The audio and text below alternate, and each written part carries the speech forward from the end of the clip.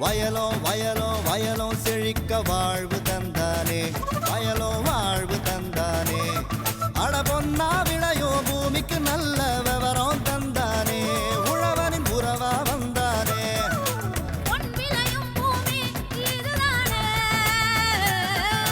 வயலோ வயலோ வயலோ செழிக்க வாழ்வு தந்தானே, வயலோ வாழ்வு தந்தானே. அட பொன்னா விளையோ பூமிக்கு நல்ல விவரம் தந்தானே, உழவனின் உறவா வந்தானே. தந்தன தந்தன தன தந்தானே, மங்கள பொங்கிட துணை வந்தானே. தந்தன தந்தன தன தந்தானே, மங்கள பொங்கிட துணை வந்தானே. விரிவான செய்திகள். மாற்றி யோசிச்சேங்க. வாழையில் நவீன சாகுபடி முறையில் வெற்றி கண்ட விவசாயி ஏ சுப்பிரமணியன்.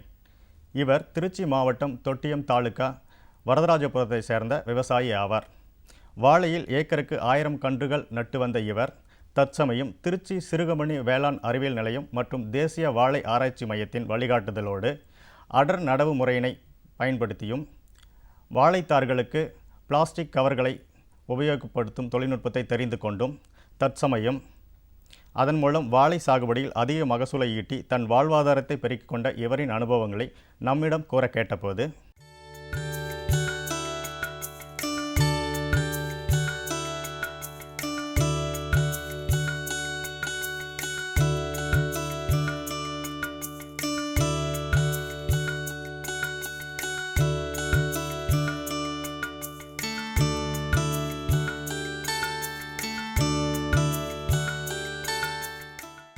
வாழை உற்பத்தியில் நாம் ஏற்கனவே செய்து கொண்டிருந்த முறை பழமையான முறையில் 6 அடிக்கு 6.25 அடிக்கு 6.25 அடி வாழையில் நடவு செய்து ஒரு ஏக்கருக்கு 1000 வாழைக்கன்றுகள் நட்டு வந்தோம்.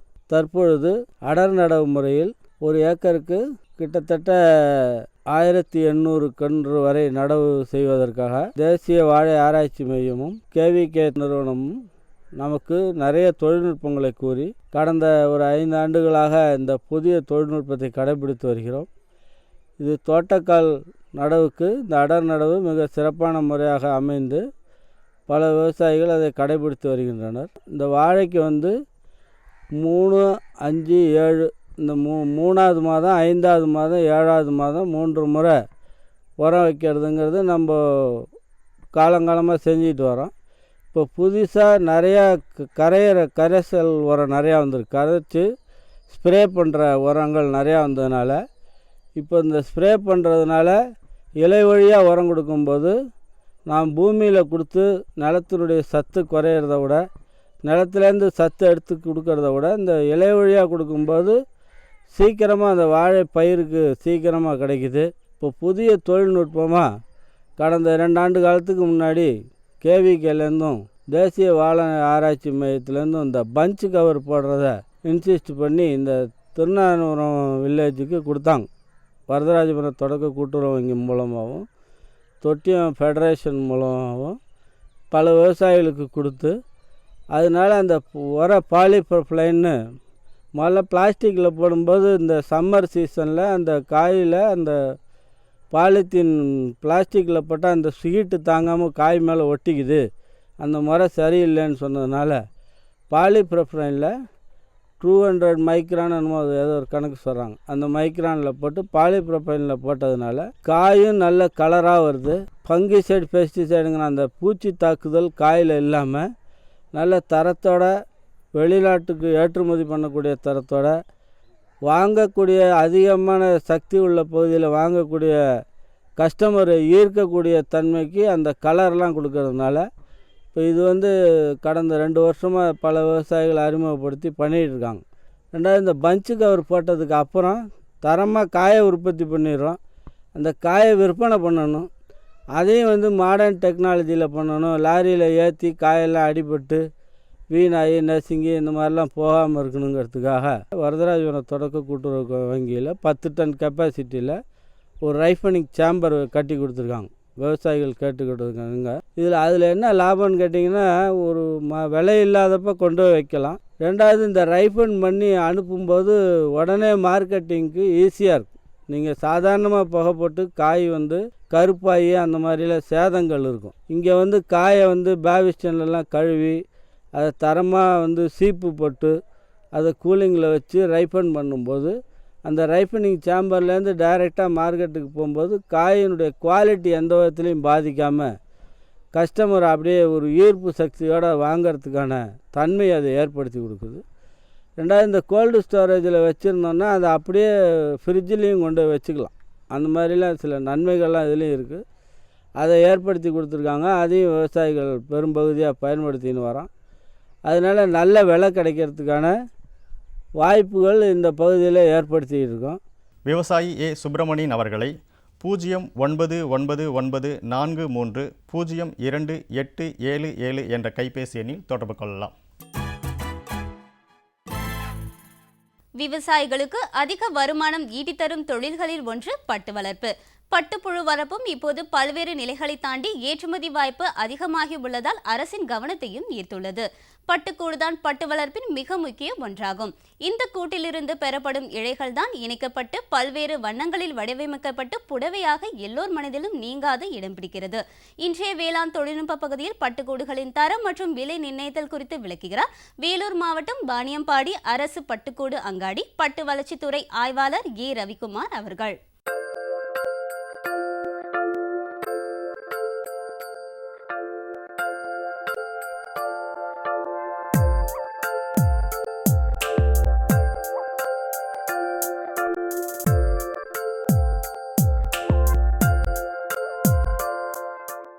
பட்டு வளர்ச்சி துறையில் அந்தந்த மாவட்டங்களில் பட்டுக்கூடுகளை வியாபாரம் செய்வதற்காக பட்டு விவசாயிகளின் நலனுக்காக ஒவ்வொரு மாவட்டங்களிலும் அரசு பட்டுக்கூடு அங்காடிகள் செயல்பட்டு வருகின்றன.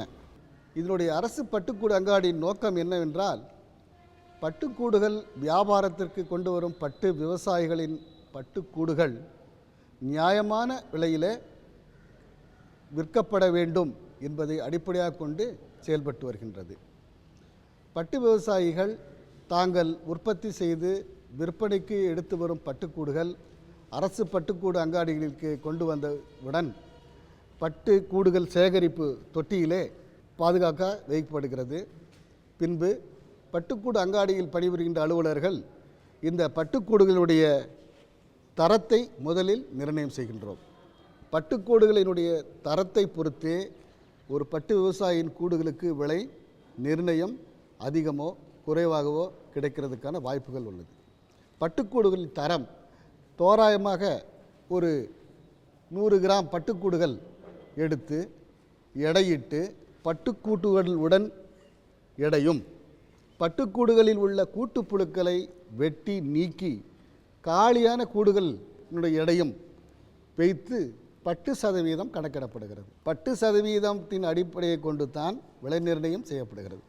பட்டு சதவீதம் அதிகமாக இருந்தால் அதிக விலையும், பட்டு சதவீதம் குறைவாக இருந்தால் அதற்கு ஏற்றாற் போல விலையும் குறைவும் அரசே நிர்ணயித்து நியாயமான விலை கிடைக்க ஏற்பாடு செய்யப்படுகிறது. இப்பொழுது அங்காடியில் பட்டு விவசாயிகளின் பட்டு சதவீதத்தை அடிப்படையாக கொண்டு அடிப்படை விலை நிர்ணயம் செய்யப்படுகிறது. இப்பட்டுக்கூடுகளை கொள்முதல் செய்வதற்காக அரசால் உரிமம் வழங்கப்பட்ட பட்டு நூற்பாளர்கள் நமது மாவட்டத்தில் பல்வேறு இடங்களில் பட்டு நூற்பங்கள் வைத்து கொண்டு தொழில் புரிந்து வருகின்றார்கள். அவர்கள் நமது அங்காடிக்கு வந்து இப்பட்டுக்கூடுகளை ஏலத்தில் போட்டி போட்டுக்கொண்டு எடுக்கின்றார்கள். அப்படி போட்டி போட்டு எடுக்கின்ற பொழுது அரசு நிர்ணயித்த அடிப்படை விலைக்கு அதிகமாகத்தான் அவர்கள் கோர வேண்டும். நமது வேலூர் மாவட்டத்தில் அதிகமாக ஆலங்காயம், நாட்ராம்பள்ளி, குடியாத்தம், திருப்பத்தூர் போன்ற பல்வேறு பகுதிகளிலிருந்து பட்டுக்கூடுகள் வாணியம்பாடி அரசு பட்டுக்கூடு அங்காடிக்கு விற்பனைக்கு கொண்டு வருகிறது.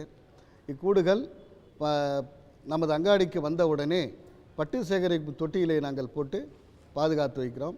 பின்பு தரத்தை விலை நிர்ணயம் விவசாயிகள் பட்டு விவசாயிகள் முன்னிலும் பட்டு நூற்பாளர்கள் முன்னாடியும் அதனுடைய தரங்கள் நிர்ணயிக்கப்படுகிறது. 100 கிராம் பட்டுக்கூடுகள் எடை அவர்கள் முன்னிலையிலேயே ஒளிமறைவின்றி எடையிட்டு அந்த எடைக்கு பின்பு பட்டுக்கூடுகளுடைய கூடுகளை வெட்டி கூட்டுப்புழுக்களை பிரித்து காலிக்கூடுகளையும் அவர்கள் முன்னாடியே எடையிட்டு பட்டு சதவீதம் அவர்கள் முன்னாலே கணக்கிடப்பட்டு பதிவேடுகளிலே பதியப்படுகிறது.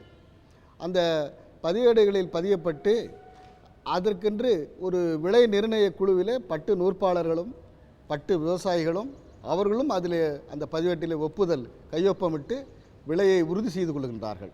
பட்டுக்கூடுகளில் நம்ம அடிப்படை விலை நிர்ணயித்த பின்பு அவர்களுக்கு ஒவ்வொரு தொட்டியிலும் பட்டுக்கூடு தொட்டியிலும் அவர்களுடைய அரசாங்கம் நிர்ணயிக்கப்பட்ட அடிப்படை விலையினை நாங்கள் தெரிவித்து அந்தந்த தொட்டிகளில் நாங்கள் அதை வச்சுருவோம். பட்டு சேகரிப்பு தொட்டியில் வைக்கப்படுகிறது.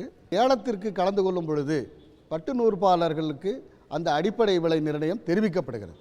அடிப்படை விலை நிர்ணயத்திற்கு அதிகமாக போட்டியில் எந்த பட்டு நூற்பாளர்கள் கூடுகளை கொள்முதல் செய்கின்றார்களோ அவர்களுக்கு கூடுகள் விற்பனை செய்யும்.